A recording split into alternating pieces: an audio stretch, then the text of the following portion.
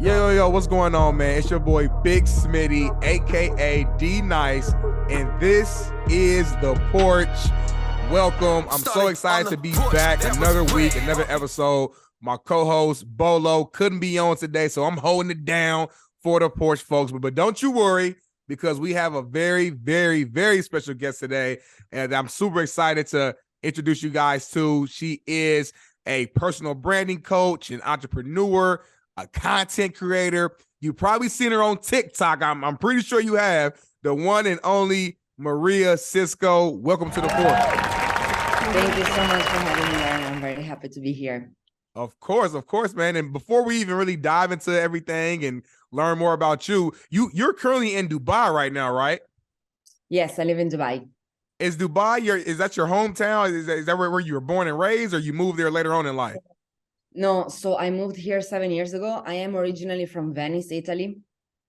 And it's wow, that's another. It's crazy, right? Because a lot of these locations that you've been in are places that we try to save money for to go visit on vacation. And you're born in Italy and you're living in Dubai. Like, what's life like in Dubai every day? I'm just kind of curious. Well, in this moment, which is summer, it's very hot. Life in Dubai, it's very hot. We have like 40 degrees Celsius during the day.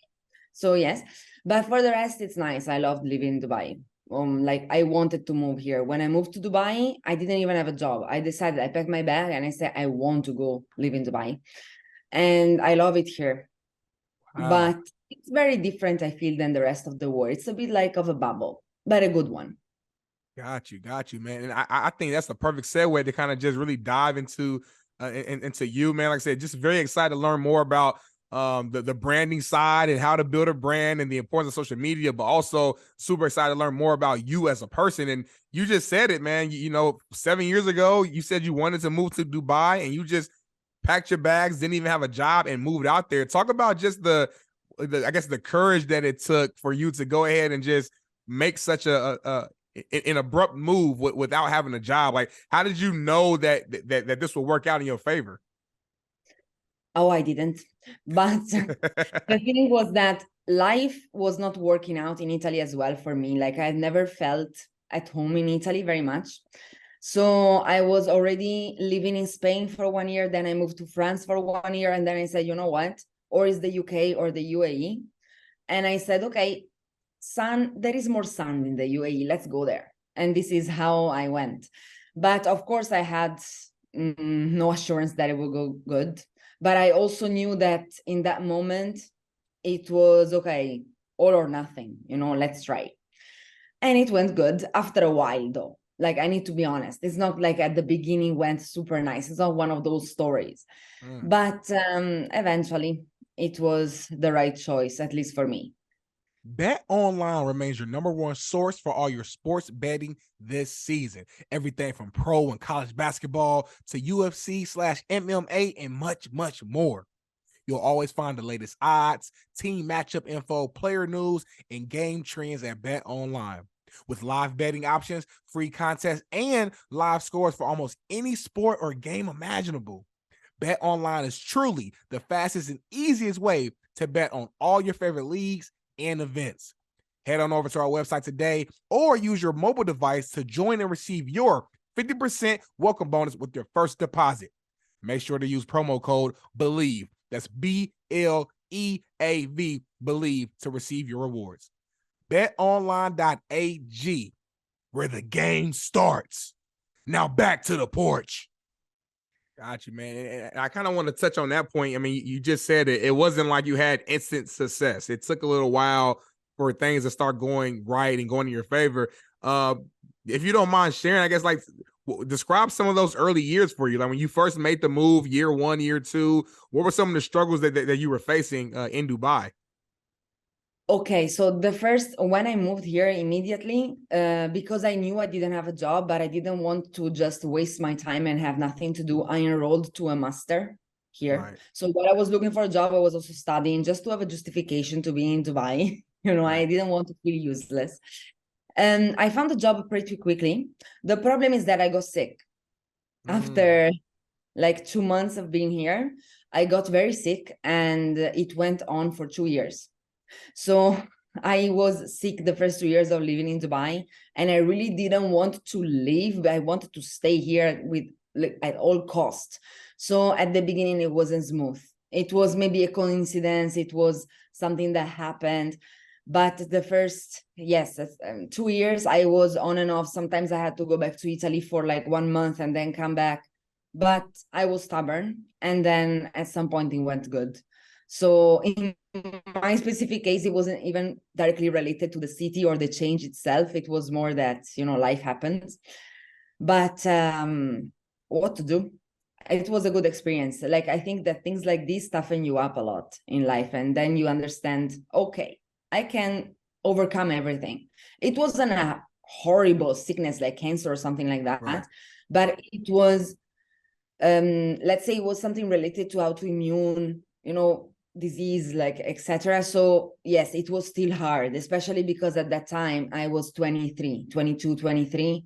It was my first experience completely alone, like moving alone and everything. Because yes, I moved to Spain and France before, but Spain and France are very close to Italy. Like 1 hour plane, 2 hours, you are back at home. It was easier. And Right. it was more related to experience with university. So you don't feel like you are completely alone. You're looking for a job. But this time, yes, it was. But I'm glad it happened, actually. Right. And no, I appreciate you for sharing that story. And I mean, that's a testimony to people listening in that, sometimes, in life, oftentimes in life, when you make a big move, or whether it's a new job, new location, both, whatever it may be, you oftentimes you struggle sometimes. You go through some type of struggle, whether it's health conditions, whether it's just homesick. Like, everyone has their own unique story. But I think this also is a good testimony where it shows you that, hey, if you just, keep fighting and stick things through and kind of persevere through the hard times, that the sun does come out at night. And I think your story is a perfect, testimony to that shows, like, man, if you just stay strong, fight through it, keep pushing it, that there's some sunlight, some good things can come from that. And I think kudos to you for being able to stay strong, because a lot of people, being honest, if they move somewhere by themselves for the first time and they got sick for 2 years, they would have easily packed their bags and moved right back home. But something about you that just said, you know what, no matter what, I have to stick through this. And I think that took a lot of courage. Yes. Sometimes it's also, though, it could have been stupidity, because you say, okay, maybe I could have healed sooner if I moved back home. But you have to stick to what you want in life. This is what I really think. You need to stick to what resonates with you.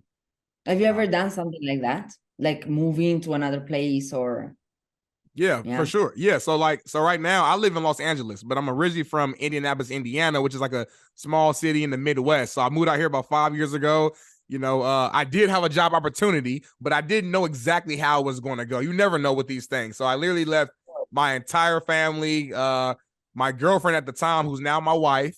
But again, I came out here by myself, no furniture, no TV, nothing. I was sleeping on the floor the first couple weeks when I got my apartment, and I just kind of took a chance. And it's been the best decision I've made, one of the best decisions I've made in my entire life. So oftentimes, man, I think in order for you to really grow, you have to get out of your comfort zone. You have to take those chances and do the thing that other people are scared to do. And that's when you can really, spread your wings and fly. You know what I'm saying? So I love hearing other stories like that, and to see you being so successful now, I think it's such a huge thing.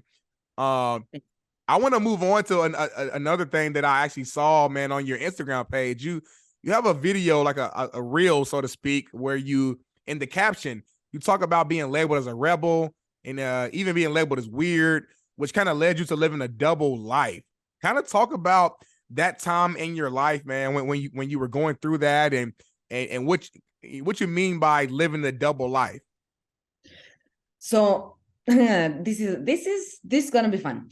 So I was like this since I was a kid. Like, I was always the kid that was not following the flow of the average, Right. And this, for my family, has always been a problem, because they wanted me to do A and I was always doing B, Right. always.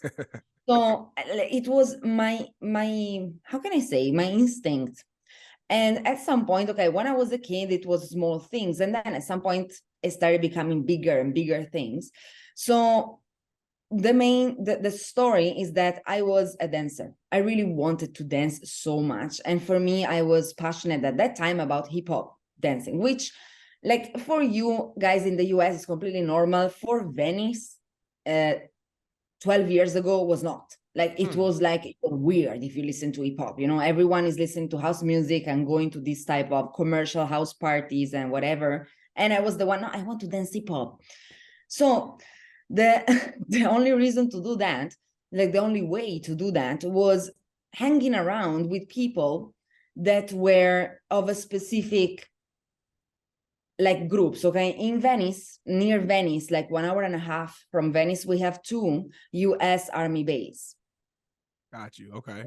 Yep. So next to those, we had hip hop clubs. And at the time I was 18. And I said, okay, you know what? I just got my license. I will go alone. So I took my car, driving for 1.5 hours, and I was going to clubs alone just because I wanted to dance. And for me, it was not even clubbing as a club. Like, I was not drinking, I wasn't doing anything. Right. But yeah, it was something weird, especially for that time, especially when you're 18, like taking your car and driving 1.5 hours to go somewhere, like, you know, and it's the army base. It's not like, right. It's not like a typical, yeah. I was going to say, out here in the U.S., oftentimes people are 18, they get their fake IDs and they go clubbing all the time. So in America, it's kind of normal, but keep going. No, it's also normal in Italy, and in Venice at the time was normal for guys and girls of 18, like 18 years old, to go clubbing, but not in the way I was. Also because I didn't know anyone. So I was going alone, which is not like the safest thing to do, you know? Right. So I started like that, and I started making friends and so on. But my family was not very happy of this type of life that I chose for myself, because in general, my family were never people like pro clubbing and pro partying. Right. So the thing is that I started working as a dancer, not as a dancer in terms of club animation, but like I was teaching, I was having my own crew. So sometimes we were doing exhibitions in clubs, but in the dance floor, you know, like this. And my family was not happy at all. Like, you are 18, you shouldn't be working at night and so on. So I was going at university in the morning to make them happy, because my family is very much conservative in that way. You have to go to university, you need to find a job, you need to have your degrees, blah, blah, blah. And then at night, I was basically going to clubs almost 4 days a week, because I was taking it as a job at that time. So I couldn't really mix the two things together. And this is why I've always felt like I'm living a double life. Also because the people that I used to, I used to go to clubs with were not the typical people that people my age at that time, from that social status and whatever, were going out with. Gotcha. So it was tough. Like, I have lived like that for 5 years. Until I moved out. I moved out of Italy. So it was weird. Now I understand that for you in US, guys, it's difficult to understand this, but Venice, specifically where I'm from, it's a city that is very small. Right. And 12 years ago, like, for example, we didn't have, for us, the Black culture, Black integration, in general, integration with other cultures was not a thing. So at that time, my boyfriend was from Burkina Faso, which is a small country in West Africa. And people were looking at us like we were aliens when we were holding hands and going around. Really? You know? So, yes. Imagine police sometimes were stopping us to ask for documents for how weird it was. Yes. Wow. So that's how rare it is out there. They're not used to seeing someone, you know, fair skin with a dark skinned person, a Black person, whatever. You know, it's something that's now, now it's normal. Now it's normal because there is a lot of second generation, a lot. Like my niece, that is 7 years old, she has in school, they are like 2 Italians and the rest are like second generation immigrants, which is very beautiful. But at that time, it was something like weird, you know, like, how did you even meet? You know, it was right. That. It's like, what are you? It's like, I've never seen this before. No, that's I appreciate you for sharing that. Now, I had no idea, and I'm sure a lot of our Porch listeners who've never been out to, you know, Italy or really traveled anywhere too far out the country probably wouldn't even have any knowledge about that. So very interested news to learn about. Let me ask you this, man. I want to go back to specific to your passion for hip hop and the dancing. Mhm. What actually led you to, hip hop, the music, the industry? Was it a specific artist? Was it a video you saw? Was it? I mean, because again, you explained that it wasn't something that was very popular out, in Italy and where you grew up at. So, what drew you to it? To be honest with you, I've always been very curious. And I never liked, like, for me, I like melody because I like dancing. So I need something that I can dance to. So when I was listening to music, I was always drawn more, even for the commercial music, to the one that was going more to the R&B side, Yeah. So I started doing my researches and stuff, and I started, knowing more and more hip hop singers, and this is how. So I was like, no, I refuse to believe that there is no club here or no party here that plays the music. Like, Right. no, I refuse. I want to discover something like It that. has to be something here. Yes. And you found it. And Yes. yes, I found it. I found it eventually. But then actually it started with hip hop. But then when I started going to this class more and more, hip hop was the least of my favorite. It actually became more like dancehall and Afrobeat and so on, which was even weirder. Right. Because if you say Afrobeat at that time in Italy, like for them was like, what is this? Tribal things? What is this? You know? So yes. So you've always just been a rebel. If someone says go right, you're going left. They say sit up, you're going to sit down. That's kind of sounds like that's kind of what you've always been. And sometimes they might have gotten you to a little bit of trouble, but in a lot of times it led to you just finding new things and new passions. And I think that's a beautiful thing. Yes. Yes.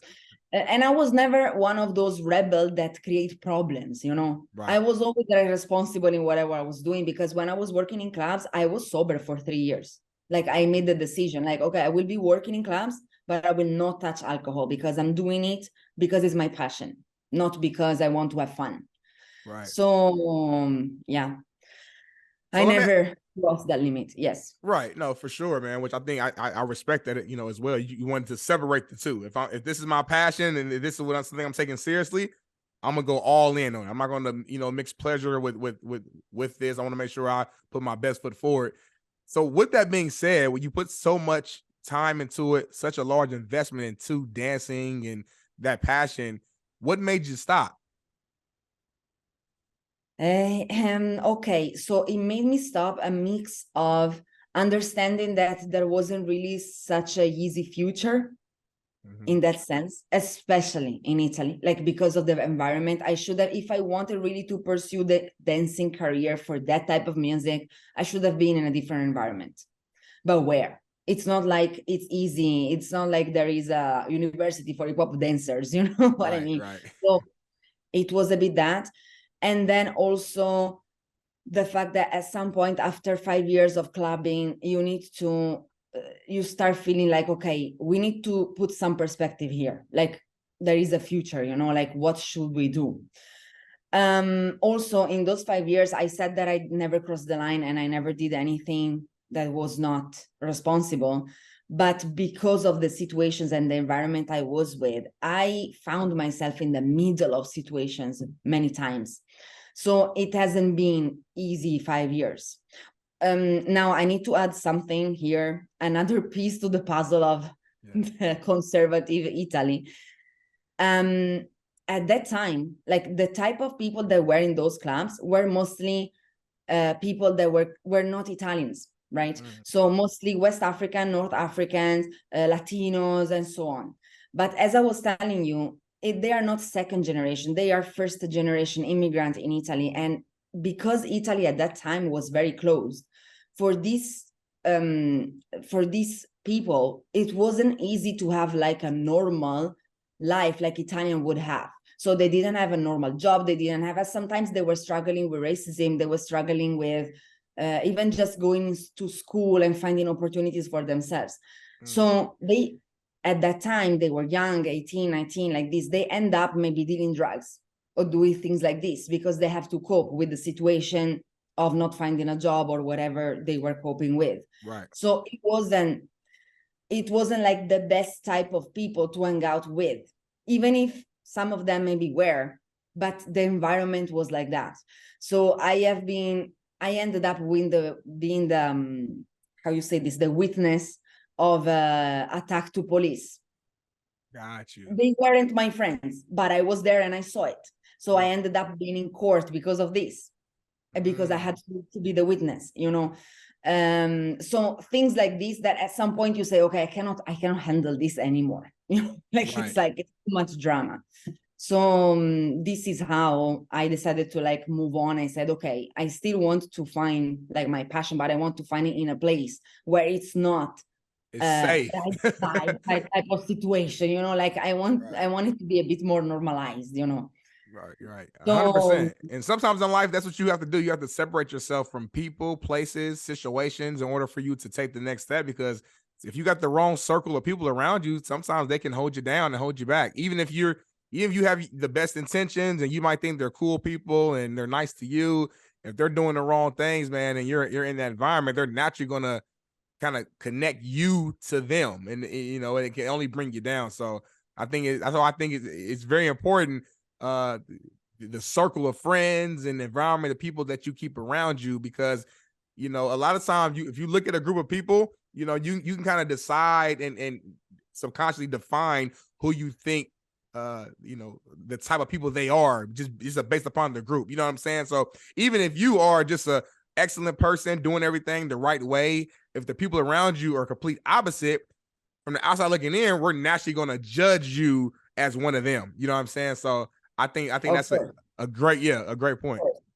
For Yeah. me, it was not even the problem of being judged as one of them. It was really the direct experience I was having. Like it was like I didn't have any other choice. Or I follow my passion and I am in this environment, or I am maybe in a safer environment, but with situations that I don't like. Right. That is not my passion.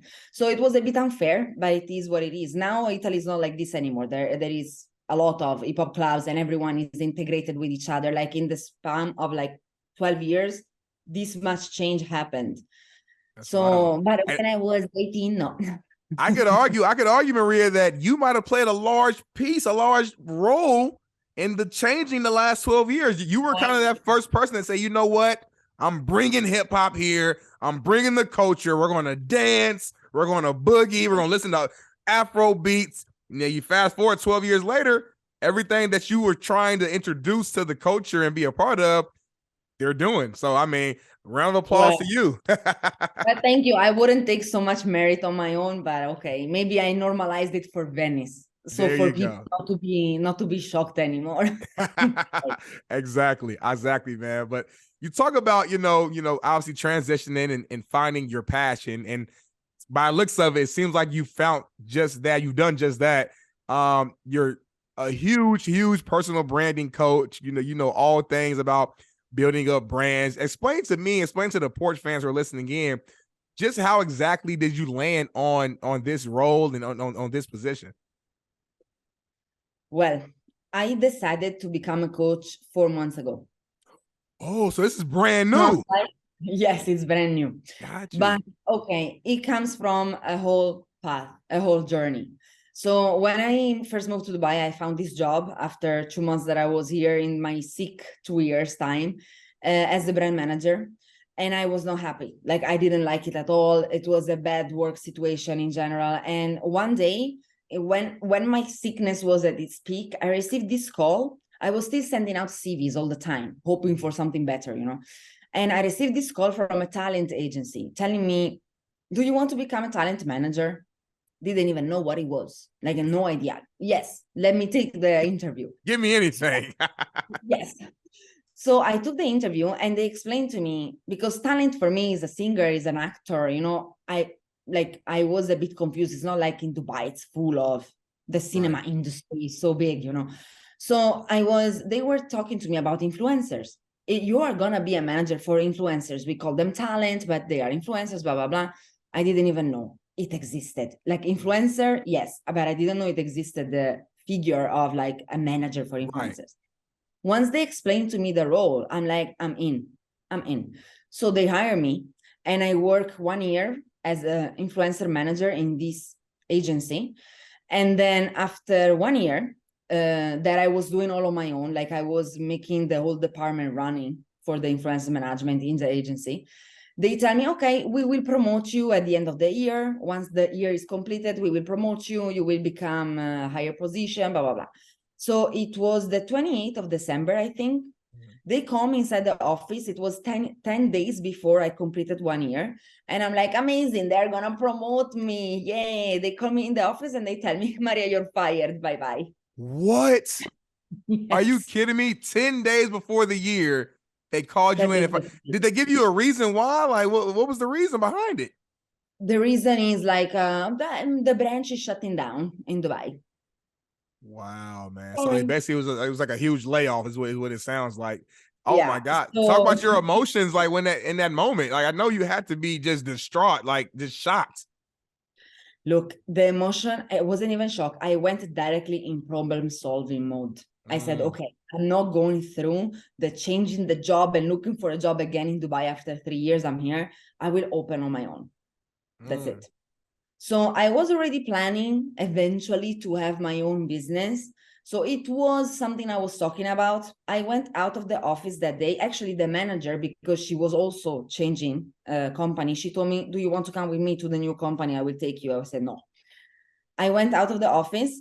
I called my friend, a friend of mine, like someone I know. I said, listen, would you want to invest in this project?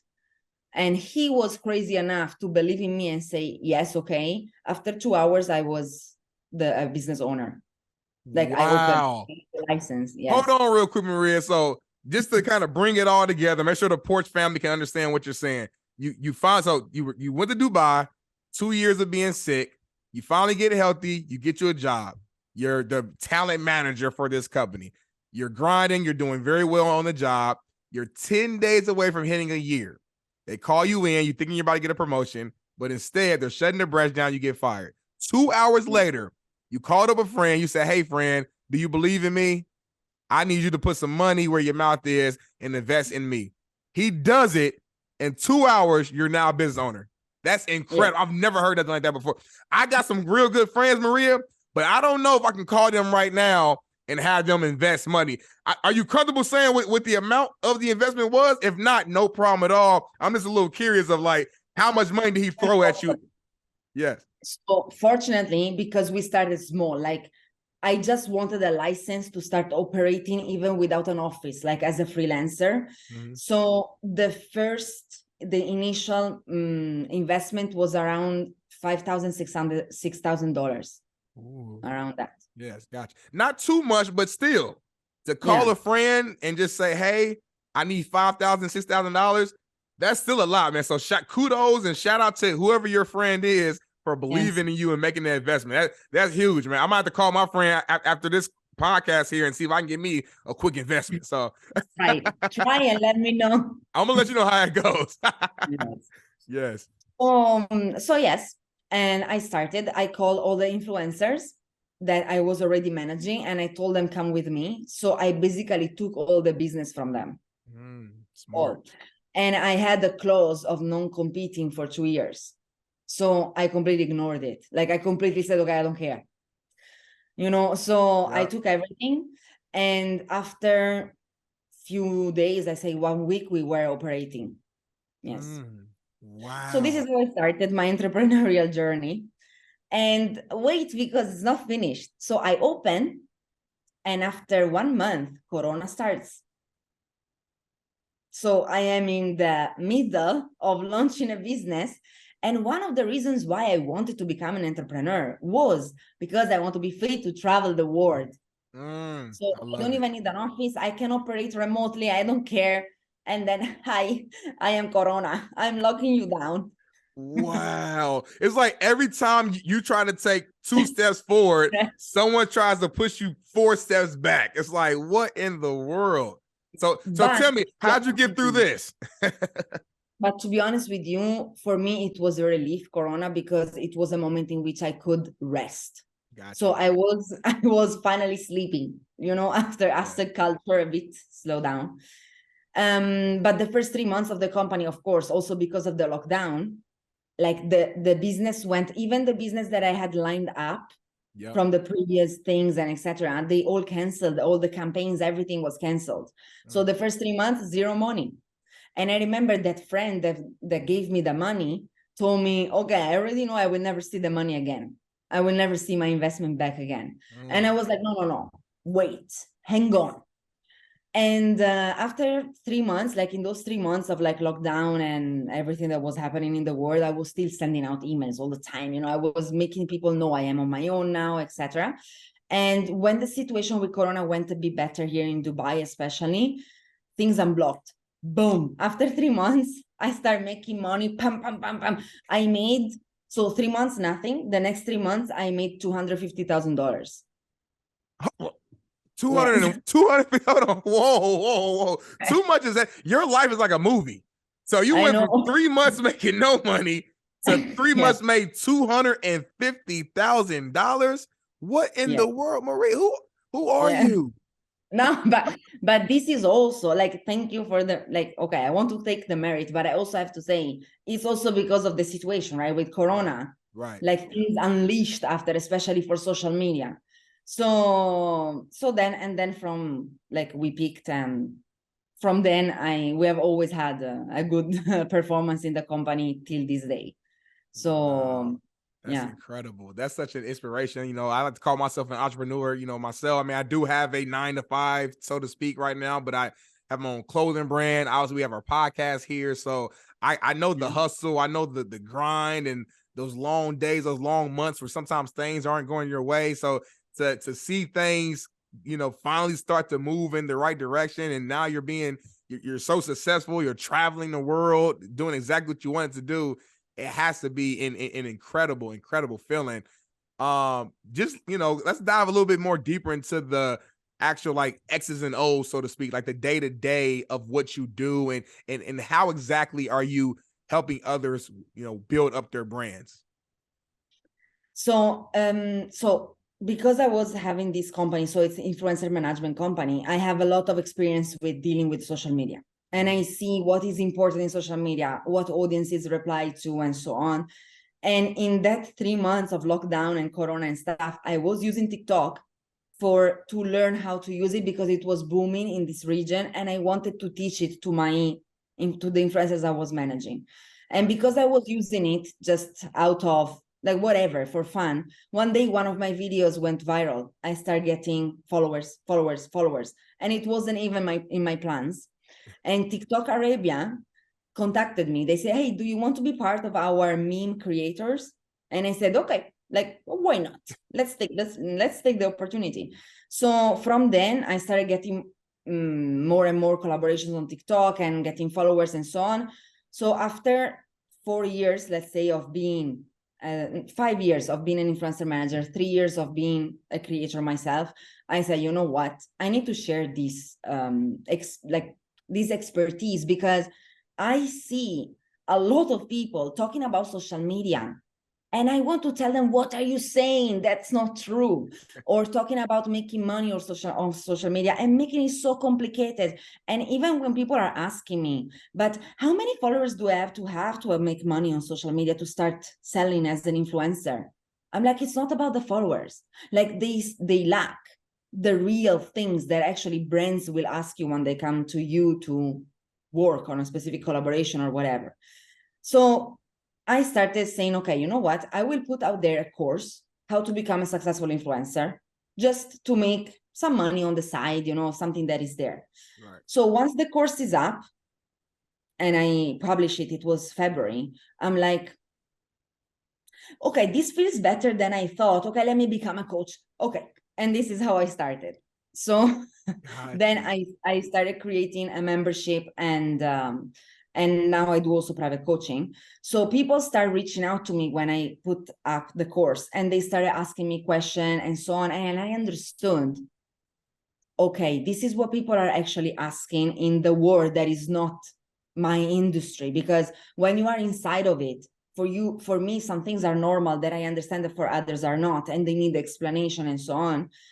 And the reason why I call myself a personal branding coach is because, yes, I could call myself an influencer coach, but that's not the main thing that will make you earn money on social media. I think that being an influencer, because I've also been one, like I collaborated with brands and I made money through brands collaboration and etc.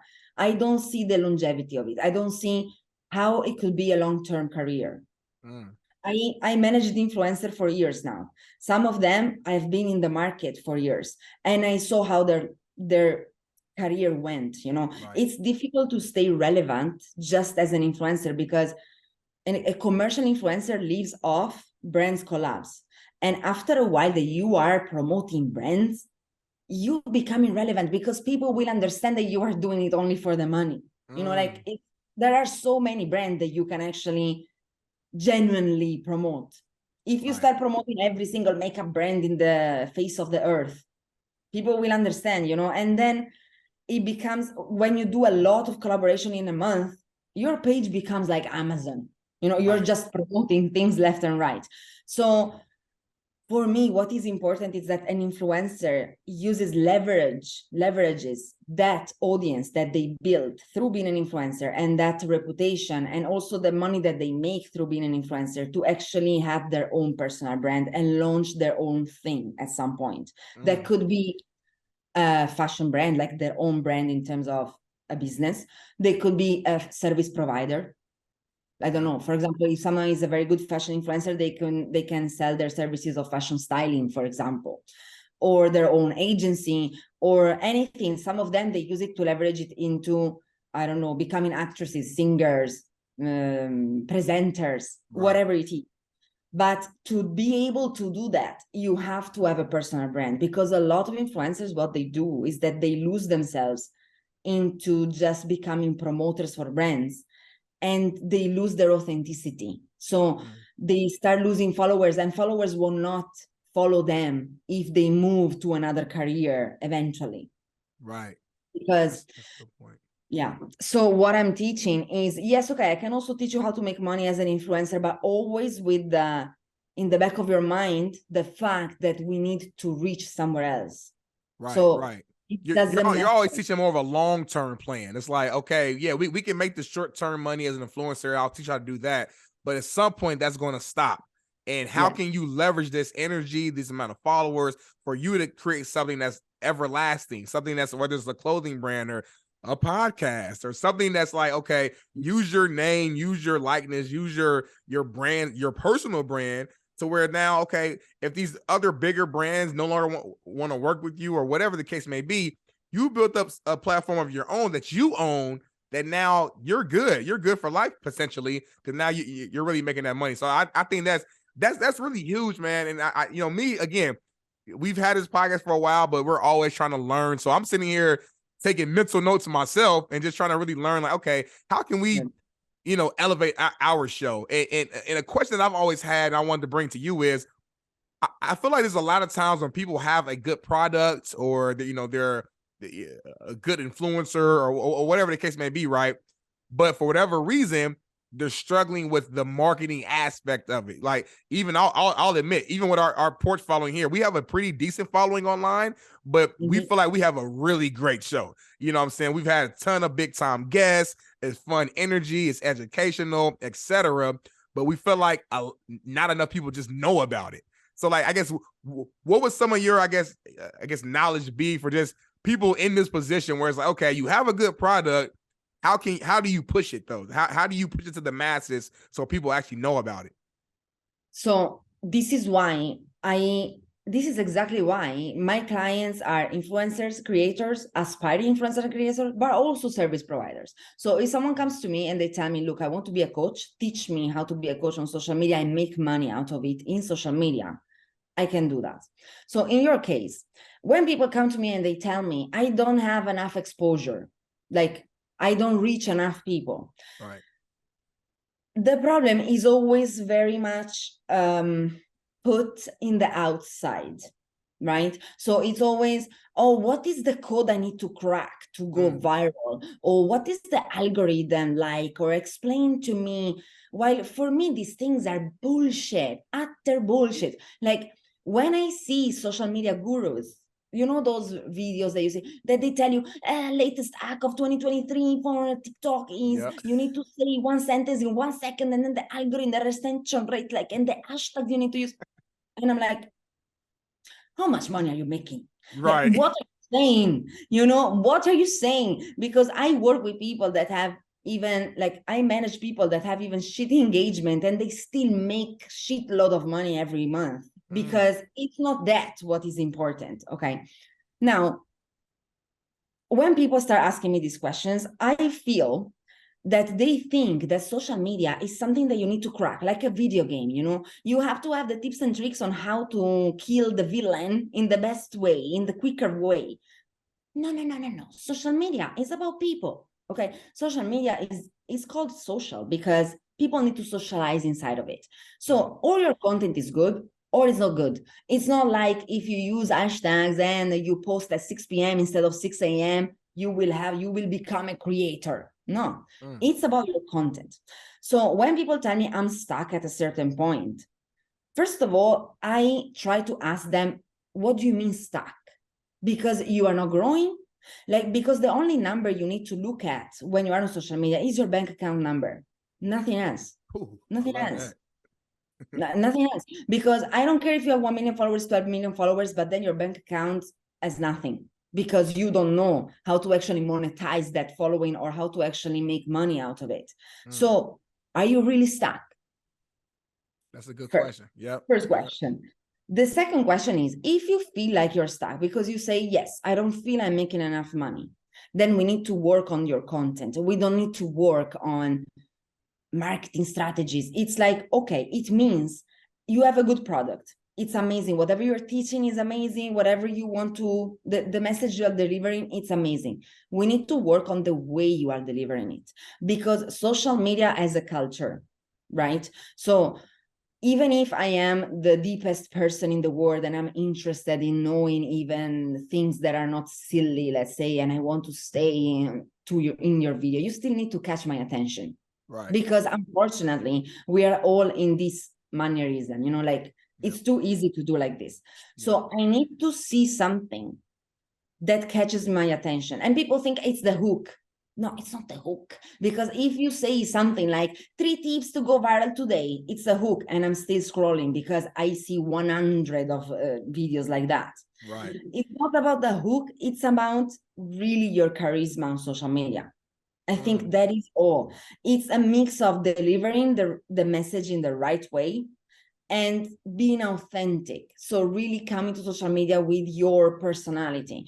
Because at the end of the day, you cannot be a creator if you don't have the creator personality. It's not something that you can learn.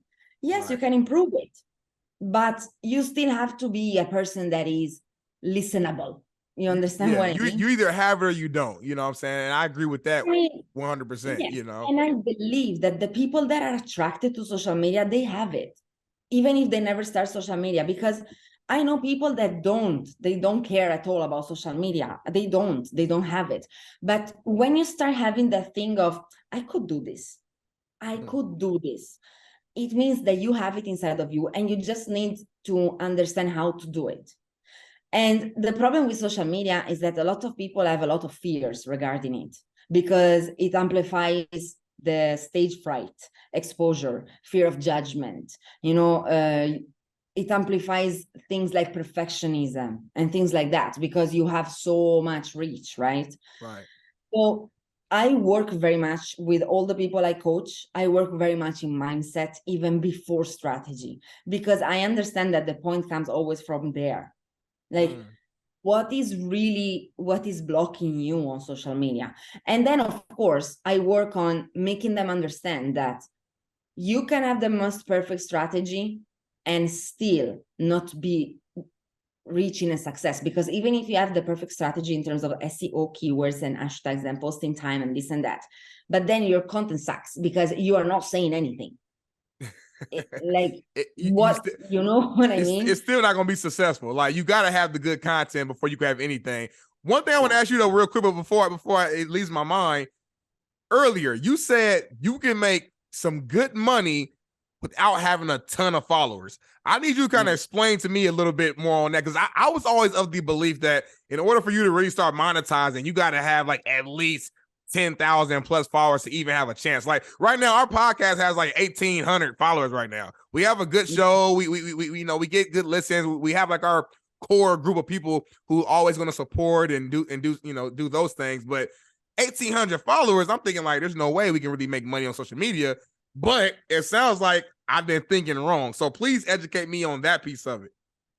Okay, now I give you examples of my influencers just to make you feel the proportion. It's not because you need to take these numbers into consideration, but it's just to make you understand the proportion.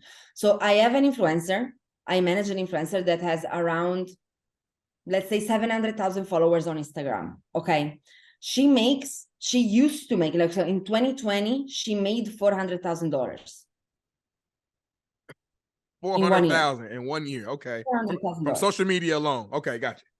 Through brands collaborations alone. And when I say brand collaboration, the people think, okay, she was doing one brand collaboration a day, a 3,000 video for brand collaboration. No.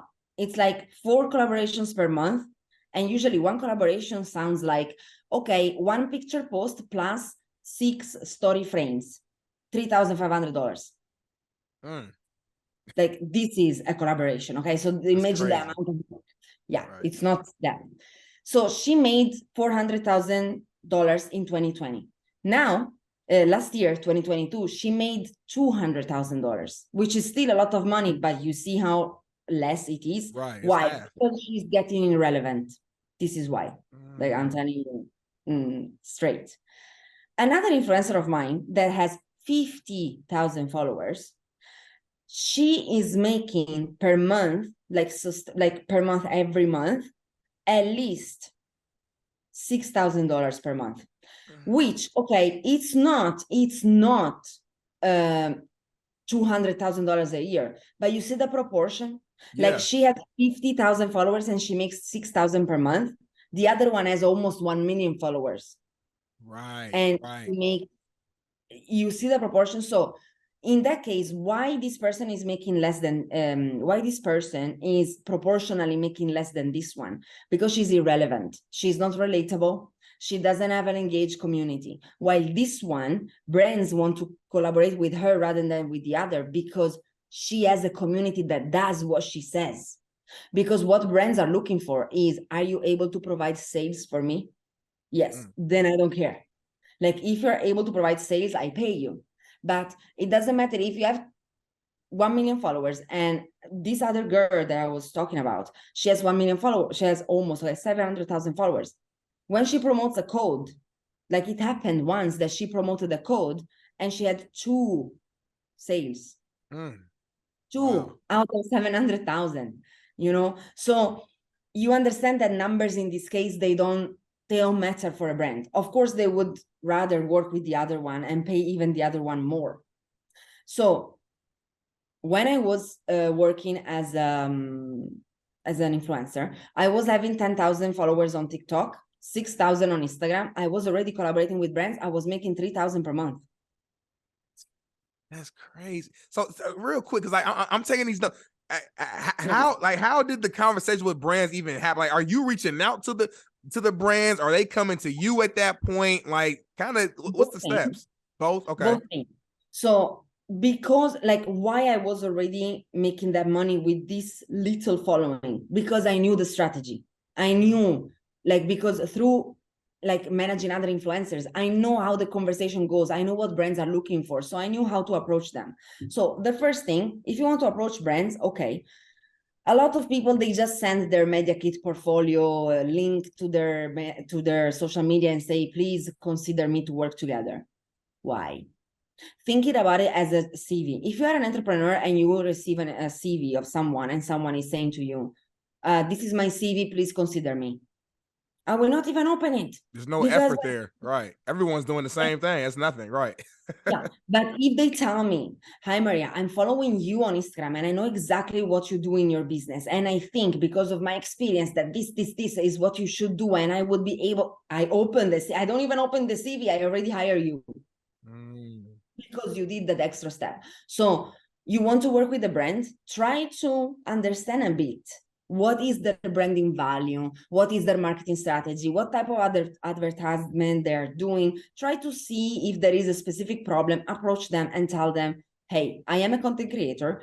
I do this. These are my platforms. I saw that you are doing ABC, and I think I could help you in doing this as well. So be proactive, that you need to make them understand that you know the brand. So you are the right association for them, even if you don't know shit about the brand. Okay, you just did your homework yesterday. Okay, Quick Google. but yes, Right. but still, like, this is the right way to at least make them listen to you or reply to you, because maybe they don't have marketing budget in that moment. They will tell you no, but you will have at least the reply.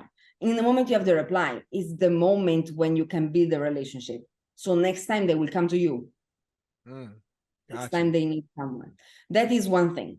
The other thing is you have to ride the wave. So whenever one of your videos or one of your content, something is starting going a bit viral, like you see that gets a better performance than others, that is the time you attack, because it's the time in which there are people seeing you, getting used to you. So it's the time in which brands will want to associate with you, because you are in that moment of peaking. Right, that wave. Yep. Yeah, so you don't wait, because a lot of people, they wait until I get enough followers, I get viral a lot of times, so I will have enough proof to, no. Do it immediately, in the moment you are starting going viral. Because when I started going viral here in my TikTok, I had people stopping me on the street telling me, oh, you are the girl from TikTok, right? That's crazy. And at that time, I didn't even have that many followers.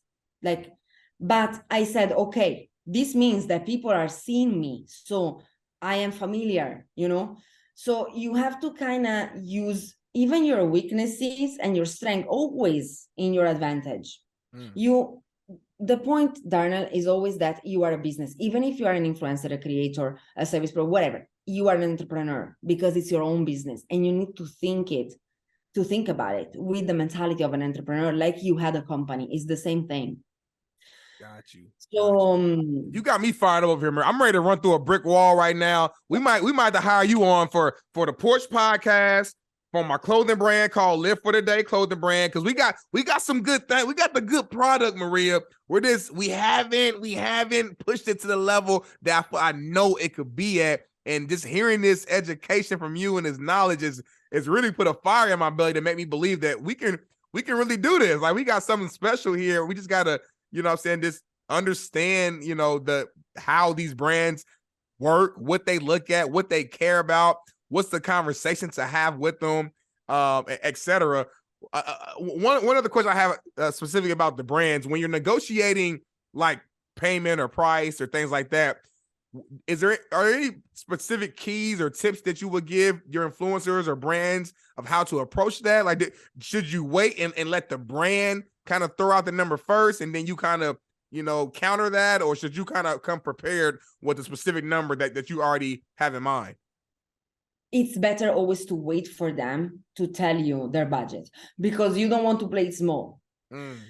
Now, the thing is this: because brands, there is this problem in the industry, okay? Because brands know that influencers don't take themselves seriously as a business, they will always try to kind of manipulate the influencer, the narrative in the conversation, and say, oh, we don't have enough budget, because they know that influencers don't have experience. So while an agent like me that manages a lot of influencers, I know what the rates are around, like I know what more or less the market is, but an influencer on his own, they don't. They are always they always ask me, what should I charge? Because they don't. Brands, they know this. So they always go directly to the influencer rather than going to managers and agents, because they want to take the advantage of that. Right. Now, it's always better if they tell the budget first, but if they really insist on, I want to know your prices, my suggestion is always never go lower $300. Never. Like, if they're just asking you for one set of stories, so 6 story frames, don't go lower than $300. I saw people giving rates like $20. That's a waste of time. Like, no. So no, never go lower than that. Now, I wouldn't put a ceiling in your prices, because at the end of the day, it's not a fixed price list. It's not like the grocery shopping. Every influencer, every creator is different. There are people that have a lot of followers but few engagement, people that have few followers but a lot of community. Like, it depends. So you need to be comfortable giving your own, what you value yourself for. But whenever you give a price, always make it $500 more or a bit more, because brands will always negotiate, always. So if you want to give $5,000, tell them 5,500. And then they will tell you, can we do 4? And then you say, maximum I can do is 5. So always like a bit of markup for you to have the space to negotiate to the price that you actually want. Smart.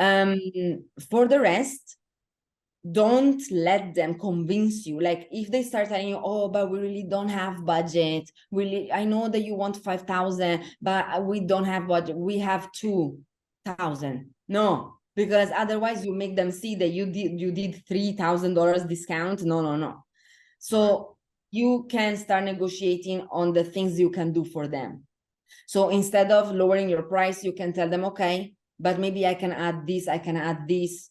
Then if they're cheap, okay, let them go. But whatever. But yes, don't negotiate your prices too much. This is what I'm saying. Like stand your ground, like in terms of this is my value. Got you. And it makes a lot of sense too, because I feel like if you just fall for any price, now you'll settle for anything. $20 here, $40 here, and now it's like you're not making real money. You're not making like longevity or making this a career out of things. So I do think that's some really good advice. Now, when you're making these deals with brands, is there a contract? I'm assuming that needs to be written up. Yes. So always always contract. Don't ever collaborate without a contract. If they don't have, and they have to send you the contract as brands, they have to send you the contract. If they don't have, they don't want to do contract because maybe it's something very small. It's like one picture, you do it today, you post it tomorrow, at least a confirmation email. So something written. Okay.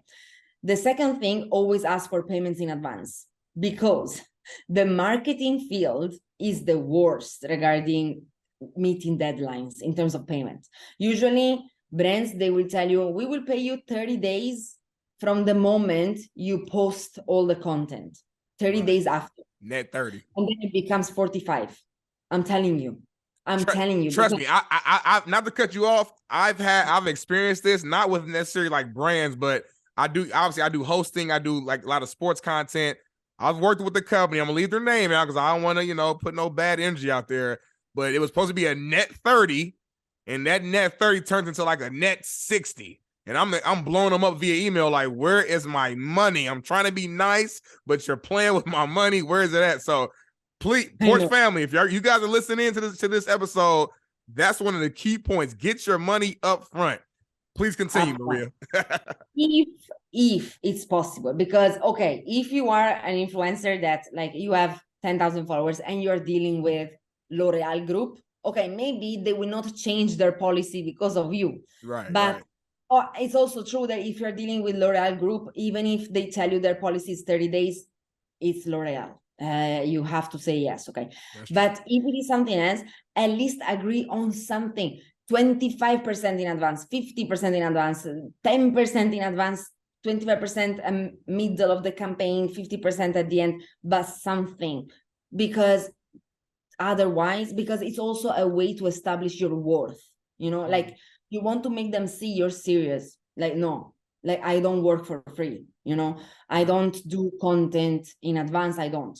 So it's a good thing. It's also for you to like protect yourself. And then invoice, give them an invoice. Even if you have no idea what the invoice is, go to the templates on Google, template of invoice, and give them an invoice, because it shows that you're professional. So if you ask them payment in advance, give me a contract, and you send them an invoice, they understand that you are not, an amateur. You're not a rookie. Yep. More. So these are my tips in terms of like negotiating with brands. I love it, man. I can see the passion in your voice when you're talking about this. I can tell, like, I know it's like 5:30 or 6 o'clock in the morning where you're at, but you're wide awake talking about these brands. And again, I love it because again, everyone has a brand to some degree, whether it's, even if you barely post anything, everyone has some type of brand, the way people, companies, etc., the way they view you. So I think even for the common folk who are listening right now, I think this is some some real gems, some real good, just educational pieces here that you can learn and carry on for your own business, your own personal life, etc. And I know you probably think I'm kidding. I'm like, we're going to have to talk offline a little bit here, Maria. We might have to talk some business between me and you, because I got some things rolling. We got the porch right here, and I'm like, man, we got to learn a way to really make some serious money. One last thing I want to ask you before we kind of switch gears here. I don't want to keep you too long. Now I know you said that you shouldn't worry about the algorithm too much on social media. Like, you should worry about putting out good content. But let's talk about Instagram specifically. You have to admit, Instagram's algorithm is horrible. Like, compared to TikTok, I've seen so much success where I've had like 10 or so videos go either viral or semi-viral with 500,000 plays, 800,000, 250,000. I put those same exact videos on Instagram, you get 7 views. And it's like, what? I have, almost 2,000 followers. Why is none of my followers seeing it? Why? There's no way no one is seeing this. Like 7 views? Like, it makes no sense to me. And I'm starting to really dislike Instagram. And I've been shifting my energy a little bit more towards TikTok. Because TikTok, you can have no followers, post a clip, and it gets 1 million views. Where Instagram, you can have 1 million followers, post a clip, and it gets 10 views. It makes zero. Do you have any information that you can give to myself? Because I've been struggling. Yes. So I have 3 things to say regarding this. Okay. The first thing is that every platform is different. Okay. So as a user of TikTok, I wouldn't want to see on Instagram the same content that I see on TikTok, right? Because Instagram is more an aesthetic vibe. So what I noticed since the very beginning of me starting my TikTok, like on TikTok, I have 155,000 followers. On Instagram, I have 11,000. Like, why all those followers didn't come to Instagram? Because they are not similar type of apps. Like, they are different vibes. Okay. It's like saying, if you are a Twitter user, you are not necessarily a TikTok user, it's the same. That is one thing. The second thing is, you need to also understand if you resonate with Instagram, because I feel that Instagram is becoming like Facebook. So it's something that, or LinkedIn, it's something that you need to have. Okay. Right. I don't think that in 2023, you cannot have Instagram. You have to have Instagram. It's like your business card, especially if you are in the marketing industry. However, if you don't want to grow a following there, if you don't want to necessarily do your business in there, I completely understand, because everyone resonates with different platforms. Like, for me, I am on Instagram and on TikTok and on YouTube, but I just started, so I have 50 subscribers. My goodness. So I talk a lot about that because it's my experience. But if someone that is a creator and want to be a creator on Snapchat come to me, I can advise also them, because I don't mind. Like, I know social media, but Snapchat doesn't resonate for me as a creator. So if you don't want to post on Instagram anymore, don't.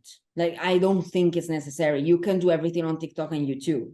Like, I don't think there is a better platform, to be honest. Got you. The other thing is, it might be that when you cross-post something, so let's say you have a short format video and you want to post it on TikTok, on Reels, on Shorts, on YouTube, it might work differently because of the editing styles that you choose.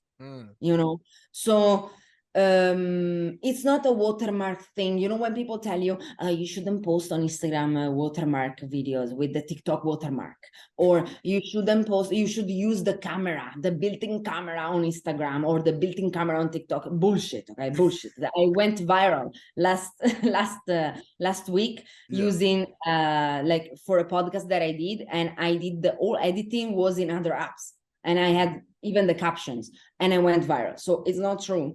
But it's true that is the style of the editing that maybe is not matching Instagram aesthetic and what a user on Instagram would want to see. So it's a struggle, because editing the same thing in 3 different ways for 3 different apps is a struggle, but maybe consider that. Then when people tell me that Instagram algorithm is shit, Yes, it's more difficult than TikTok, but I have to disagree because I have a client of mine. She started Instagram on the 9th of March, 2023. 9th of March, she had 42 followers. Now is the what? 31st of May, she has almost 5,000 followers. That quick? Yes. What did you Yes. do? You have the secret sauce, Maria, and we need to Don't. know it. I just told her post every day, and she posted every day reels. The aesthetic is nice. She's a travel content creator, so she was posting a lot of tips on traveling to Europe, using like really tips, good tips on how to save time when you want to visit places in Europe. And so many of her videos on reels went viral. So many. So she got followers. So this is what I'm telling you, is the content. It's what the message you deliver in the content. Look, one thing that is tricky with podcasts, I feel, because I also post on TikTok my own podcast. So I saw that is tricky, is that sometimes before arriving to the juicy part of a specific moment of your podcast, there is a moment of asking the question.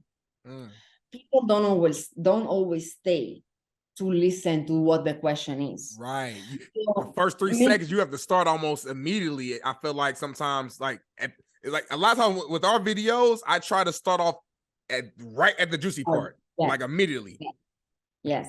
So edit, like for example, if you see even my shorts, now I am the one who is editing my shorts. So my video editor put the podcast together, then she gives me the full 1 hour, and then I do all the shorts. Yep. I cut them as much as I can, even in between. Like if I do a pause, if in the podcast I'm doing like, I will cut it out. Like I make fast, like talking, because people don't have patience especially on TikTok. They don't have patience. So this is my advice in terms of, if you want to be catchy, like catch the attention. Yep. And then, of course, it's the way you talk and it's the message you deliver. It needs to be catchy. It cannot be always the same things that other people are saying and so on. But don't worry. Like if you're not going viral on Instagram, fuck Instagram. Like start somewhere else. Like I don't think it's a must. I think you need to use the platforms that your audience is at. Like people that you really do. You want Instagram people anyway? Instagram people are boring. I'm telling you, they are boring. People are boring. So you know what, Maria? We just want to make some good money. So where the money is, we want to be ourselves, be authentic, storytell, have great people like yourself on the show, have fun, and make some money doing it. That's the dream. Like for me, that's the overall dream goal of mine and my co-host who couldn't be here as well, just to be in a position where you're free, kind of like you, where again, you're working hard, you're busting your ass every single day, but you're doing it your way. You're able to travel. If you want to come to LA tomorrow, nothing's stopping you. You know what I'm saying? Like you can just be able to move free. And that's because of the business and the brands that you've been able to build up. And again, I think it's just such a huge inspiration. And that's kind of where we want to get to with the Porch and with the podcast and the different contents things. And we feel like we're so close to just like cracking the code, so to speak, but it's just like you need that extra little, step to really get going. I have a question for you though. Yes, please. And this question, I swear, it will make you understand many things. The question is why you are posting on Instagram. So for me, I just feel like, again, this is me being completely honest. I don't have the answer, like in terms of like what's the best practices. So for me, I've always grew up just doing everything 110 miles per hour. So it's like, okay, I don't know which platform is going to work the best. I don't know which one's going to blow up, so to speak. So I just post on everything and just see what happens. We go TikTok, we do the shorts, we do Instagram. I recently created like an actual full Facebook page that's connected to the Instagram, so that automatically goes up there as well. And I'm the guy. I do all the editing myself in Premiere. I do all the shorts, all that stuff. And to answer your question, I just don't know which one is going to work. So just to make sure I'm hitting all areas, I just post on pretty much every platform. Okay. I know this type of mentality because I understand it as an entrepreneur. I was like that as well. Okay. For other things, but okay. It's like I am gonna give the chance to anything to happen. And the first thing that happened, I grab it. This is exactly what I was saying before. This is like, to make it in simple, it's people pleasing type of terms. Like, you are giving power to the app. Right. So you are saying you are not choosing the app, you are making the app choosing you. You're right. You understand what I mean? Yeah. So this is like when people come to me and they say, I want to be a creator. Okay, why? To make money. Okay, and no, so I will tell me something viral to post. Okay, so if I tell you something viral to post and you go viral and you start getting followers, are these the followers you want? Because if I tell you, you will go viral if you talk about controversial stuff, like, I don't know, right, politics, religion, something racist, whatever. Yeah. You know, and you get all these followers. Are these the followers you want? Nope. No. So a lot of people, they think, okay, let me go to social media, I will go viral somehow, and then I will get followers. And once I have the followers, I will figure out what to do with it. No, it's completely the opposite, because you need to build it yourself. Because to be honest with you, I even remove followers. Like in my Instagram, I remove followers. Like when I have someone I don't like, I remove them because I don't want them. You understand? Like, you need, it's your community, it's your business. So you need to be intentional about it. I want to be on TikTok or Instagram or Twitter or whatever you want, because I see where I can go in this app or what I can do in this app. So when people tell you don't put all your eggs in one basket, bullshit. This is bullshit. You have to put all your eggs in one basket because you need to become an expert in something. So choose 2-3 things and commit to that. Because if you are doing too many apps, you will never master any of them. And you will always like, okay, I don't mind. Let's hope to go viral. And what blows up, I will go for it. But do you even like that app? Do you even like the users of that app? You know what I mean? Like, a lot of people, they tell me, go live on TikTok, go live on TikTok.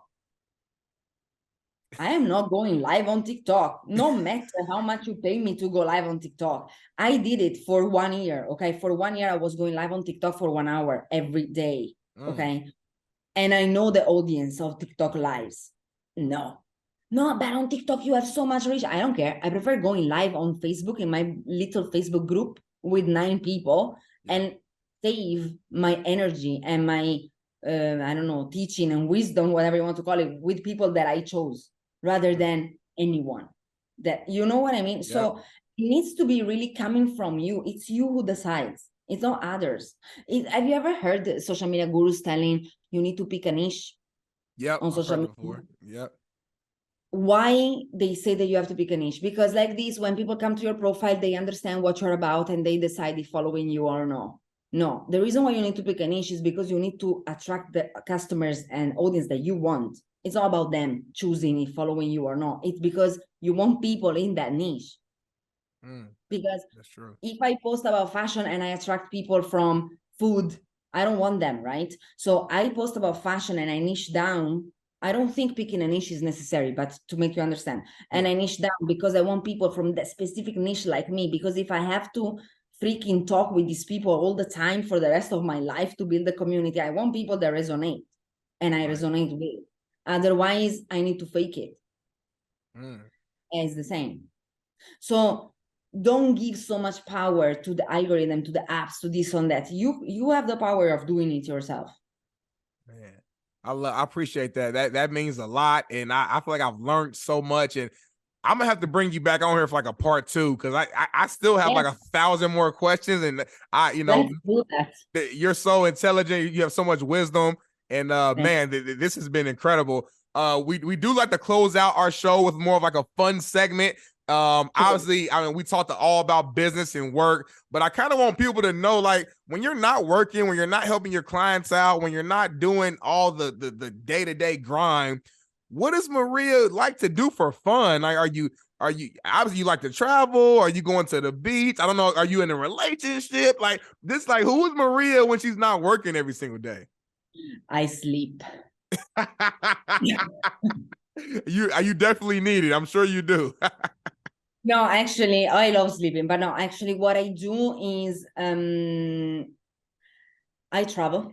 I love traveling, but so my type of ideal travel is always the islands life. So I went to any island like Maldives, Seychelles, Phuket, Bali, like all these islands. Yeah. I'm gonna go to Latin America next time to islands there. So I did the Asia side, I did a bit of Africa side. Now I will do the Latin America, and then lately I finally found a place that plays the music I like to dance. So I'm going clubbing on Saturday is where I give myself that time. I love But it. otherwise, yes, I spend time with the people I love. This is what I do. Like I don't have a specific hobby at the time. It's always the same. It's dancing, traveling. This is what I try to do. Traveling lately, I haven't been done it as much because when you start something new, you know how it is. When you're an entrepreneur, It's you hard. cannot really have that much free time, but it will working towards there. Got you. No, I definitely get it, So man. And you kind of answered my next question. I was going to ask you, like, how do you really focus on that work life balance? But you kind of just kind of broke it down to me, and it's a sacrifice. You kind of gotta, really go all in, especially early in the early years for your business in order for it to be successful. But I'm glad that you are finding that time, on Saturdays to dance, hang with the family, things like that. So that's definitely cool. So I have this is our final segment here. It's called our doorbell segment. Just a couple quick hitters, some fun random questions, just to kind of get your brain thinking and kind of learn a little bit more about you. So the first question is, name one unique thing about yourself that may shock people. So what I mean by that, it could be something that you're into, some type of, interesting hobby that you like to do, some type of crazy fetish, food. Like it could be literally anything you could think of, something that's like very unique to yourself that maybe could shock or surprise people. Like, I'm thinking about too many things. Wait. oh, and this is the porch. So I know we've been educating and doing all that, but on the porch, we do like to get a little quote unquote spicy. We like to have a little fun. And so don't be afraid to just whatever's coming to your mind to say it on the mic. I can lick my nose. Maria, hold on now. Hold on now. Time out. Time out. You waited to the end of the podcast to tell me that you can lick your nose. Now you know what my next question, my next thing is gonna be. Can you please Sure. show us on the podcast how you can lick your nose, please? Okay. Take your time. Take your time. Here's the build up, the drum roll. She's doing it. I didn't believe you. I'm not gonna lie. I can't. That is impressive. And my nose is bigger than yours, but my tongue, I just can't. I don't know how you did that. That I is know. amazing. You can That lick. that is actually what I should influence people about. That Right. was my talent. I can see it. You probably could get 1 million followers just showing people how to lick your nose. So Of course. that's impressive. I love it. I love it. Okay, so my next question. What Yes. is the craziest DM you've ever received? Yeah. We are opening it. Okay. The craziest DM I've ever received is someone asking me if he could pay me to do my pedicure. Oh, the foot fetish community is a real thing, man. So like, nah, this is crazy because I feel like it was somebody I talked to offline where they gave me like a crazy story too, where this guy wanted to like pay her to just like rub her feet, like give her a massage, like a foot massage. And it's like, wow, people are really into feet that much to where you're willing to pay money. Now, listen, we're not judging people. I get everyone has their own thing that they're into, that they like. As a man, I appreciate my lady to have her feet done and her toes looking good. So I don't think there's nothing wrong with appreciating a woman keeping, good care of their feet. But to go as far to be like, hey man, I know you don't know me, but I'm willing to give you money to just give you a pedicure. Now the question is, did you think about it? Did you consider it? Did you think about it? No, it was too less money. So all right, so what would be the amount that you would need to even consider letting someone give you a pedicure? Look, to be honest with you, Darnell, no, there is no amount, because look, even if at the end of the day you're like, that could be like, okay, if you tell me $1 million, okay, maybe I would consider it. But the point is, like, would I believe it? Right. Right. I Yes. feel And you. then at the end of the day, okay, you have the $1 million, you will know for the rest of your life that it's because of something disgusting. And I don't think it will ever end to the pedicure. That's the biggest thing. Like the fact that you even asked me this, that lets me know that you're probably a little bit of a creep, and I can't even trust to be in a situation where it's me and you, because I don't know what you're going, you know what I mean? Who knows where it could go to. So nah, definitely. I hear a lot of ladies these days are getting these people in their DMs asking for all types of stuff related to the feet. So not surprised But with that one. I need to put this even with another one that was actually asking me, can I pay you to clean your house while you tell me what to do in a bad way? Hold on. So like, for example, so the guy or whatever will come to your house, wash your dishes, and you're like, wash those dishes harder. Sweep that floor. No, that's not the way you do it. Sweep it harder for you. That's what they wanted. Yes. To get bossed. Now, I ain't gonna lie, Maria. I might pay somebody. I might accept some money for you to come clean my dishes. I need to tell you the truth. I considered it because I was like, at least he can clean my apartment. You know what I'm saying? And you know, as an entrepreneur, like the one thing you really don't have time to be focusing on is cleaning up the apartment. Like that's the last thing I'm trying to think about. I got so many things to worry about. Washing them damn dishes is not on my bucket list right now. So I'm gonna have to reconsider that, man. Okay. We got two more for you, and then we'll let you go. So, all right. This next one is, if you had to remove one of these things from your life for the rest of your life, which one would it be? You got to pick one. Social media, dancing, or sex. If you had to remove one of those from the rest of your life, no Social more media. dancing. Which one are you picking? Social media. Social media. So what? Hold on. I didn't expect that. Can you tell me why? Like that's your actual, that's how you make, well, not, it's kind of how you make some of your money. Like explain that to me. Okay, guys, sex cannot be removed. Like, come on. It's like saying food. Like, no. Dancing is my passion. It's what makes me happy. Without that, social media, okay, social media is also a passion, but it's what makes me money. You can always find another way to make money. That's a good answer, man. I'm not gonna lie, man. For some reason, as an entrepreneur, I thought you were gonna surprise me and pick sex. Only reason because it's like I thought your answer was gonna be, I know, trust me, I can never pick it. But I know you're someone who's always working. You only get Saturdays to dance. So I'm like, I don't even know if you even got time to really, explore that as much as you would like to. So maybe for you, it's easy for you to just. No, the time is there, but the problem is not that. The problem is that you always have to think long term, like how are you gonna, like, dancing and sex, at least for me, is something that comes from inside of you, is an instinct. If you remove that, you remove your nature. Social media, yes, it's a passion, but it became a passion because I learned it, but it doesn't come instinctively out of me. I can apply the same type of passion to something else, and we do it. No problem. I love that. I can teach people how to wash dishes while being insulted. Teach people how to give pedicures and manicures.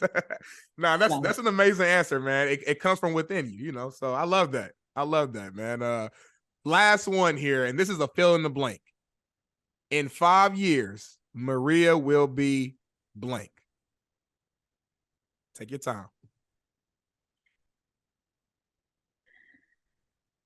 Look, what I really want to be at in 5 years is to a place where I can enjoy life, like live my life. Because I believe, okay, now I'm 30 years old. 30, yep. Okay. I'm 29. Yep. You're 29? Yep. Oh, nice. So I think that the 20s, early 30s is where you have to put the hustle on. Okay, like, okay, because you also have the energy to do both things. So you can put the hustle at the same time, you still have energy to go have fun a bit and etc. But then you really need to prepare, especially for people that are working hard and seed so much and etc. You need to prepare the ground to actually be able to just thrive from there. At least the base is there. From now on, I choose my terms. So I want to reach in 5 years from, actually I want to reach it already this year. Right. But let's say in 5 years from now, I want it to be established the moment in which I live my life without having always to think about, wait, okay, I would like to travel today, but maybe it's better if I travel next month because today I have this meeting, it's better. I want to be, the priority will be myself.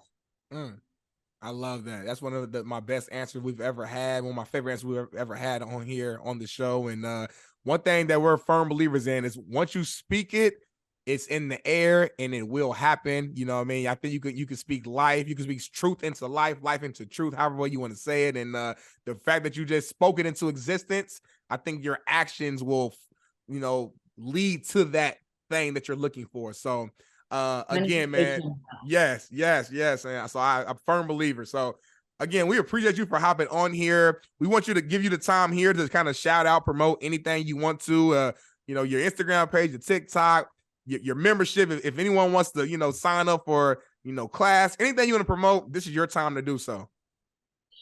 Yeah, so I just want to say that here in this podcast, we focused a lot about brands collaborations, but that is not necessarily what I teach in my coaching. What I teach in my coaching is basically I teach people how to build a personal brand through being authentic and through building a community that they can monetize in social media for the long run.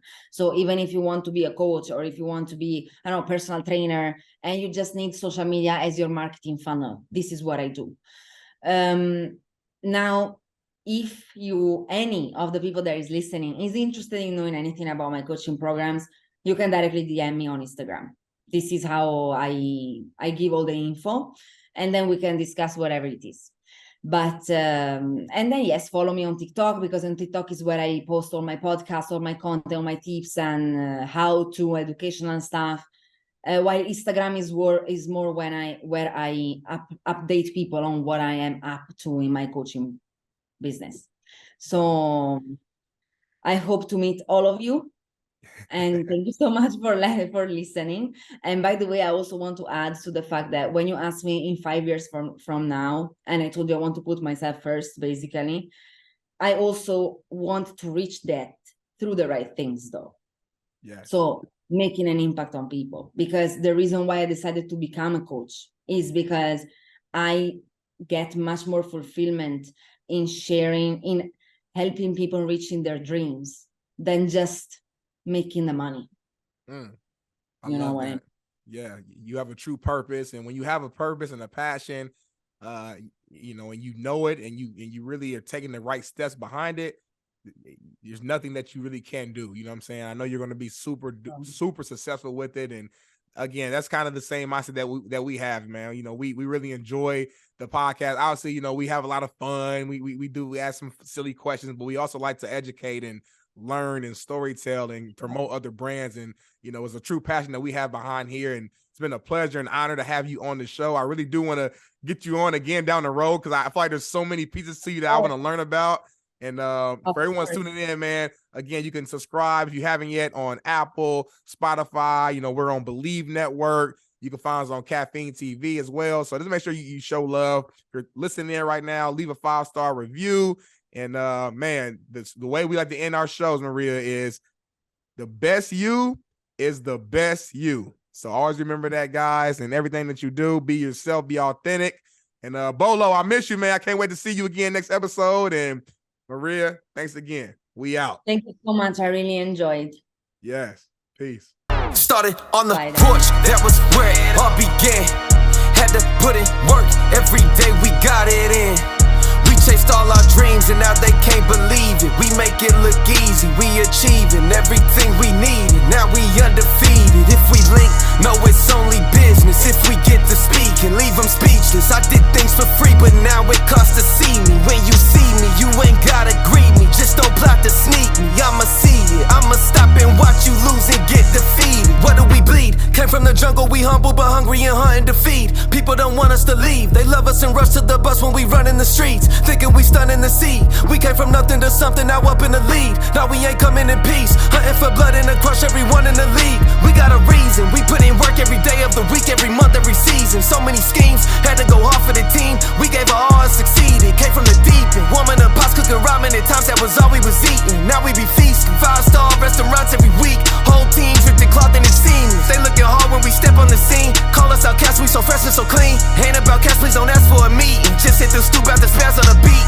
Nah, it ain't rude if you ask for the feet. Just play it cool when I tax you the fee. We need a pool in the back with a cord and a board to go jump off and splash for the heat. Live for the day, cause the past can determine the future or where you gon' actually be. Keep staying present, our presence a blessing. It's all that we have and we actually need. I'm taking action with passion, detaching the ones who keep acting attached to leech. I am no pastor, but actually preaching. Look up these lyrics and actually read. That was where it all began. Had to put in work, every day we got it in. We chased all our dreams and now they can't believe it. We make it look easy, we achieving everything we needed. Now we undefeated. If we link, no it's only business. If we get to speak and leave them speechless. I did things for free but now it costs to see me. When you see me, you ain't gotta greet me. Just don't plot to sneak me. I'ma see it, I'ma stop and watch you lose and get defeated.